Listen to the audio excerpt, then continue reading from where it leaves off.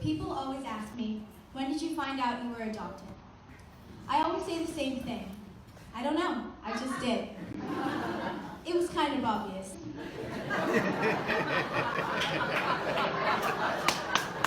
I mean, I'm black and my parents are white. So, not really any family resemblance. Since the moment I knew I was adopted, I knew that my parents loved me. My parents chose me. They didn't have to adopt me, so I know that they love me. For me to come home, they had to file paperwork with the Homeland Security Office in San Antonio. Once the paperwork was approved, the people representing my parents in Addis Ababa, the capital of Ethiopia, could go to court where a judge could sign off on my adoption. In the spring, the Ethiopian courts closed for 6 weeks. If my parents hadn't gotten my paperwork approved when they did, it would be another 6 weeks before I could come home. This was very bad because I would not have survived another 6 weeks in the orphanage. Since I was the first Ethiopian orphan to move to Central Texas, the Homeland Security Office didn't know what to do with my paperwork my parents sent. The courts were about to close, so finally my dad contacted our congressman at the time, Lamar Smith. My dad explained their situation, and the next day they heard that all my paperwork had been finalized. The people at our adoption agency were already in Addis Ababa, so they were able to take me to court in the next couple days. I was 4.5 months old when I was adopted, and I only weighed 9 pounds.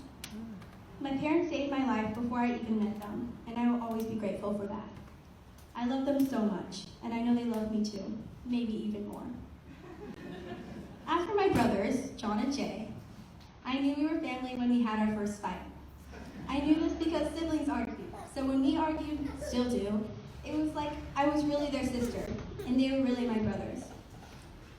I know that they will always be there for me, and they will always protect me, and will always fight. The Leeds are not my only family.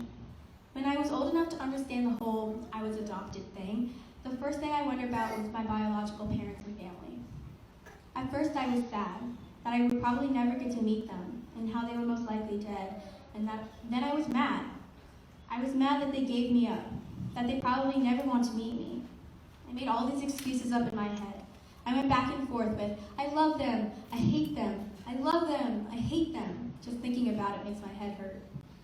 But after a while, I realized it was probably hard for them to give me up, and that I know they would want me to be happy and live a long life.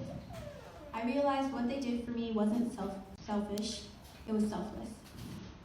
I will forever be thankful because I know they did it because they love me, and I love them too. I've learned that there isn't just one form of love. There are many different kinds. Love doesn't just have to be shared between family, between blood. It can be shared between friends, between classmates. My class is also my family. I've grown up with them. I love them. I'll miss them.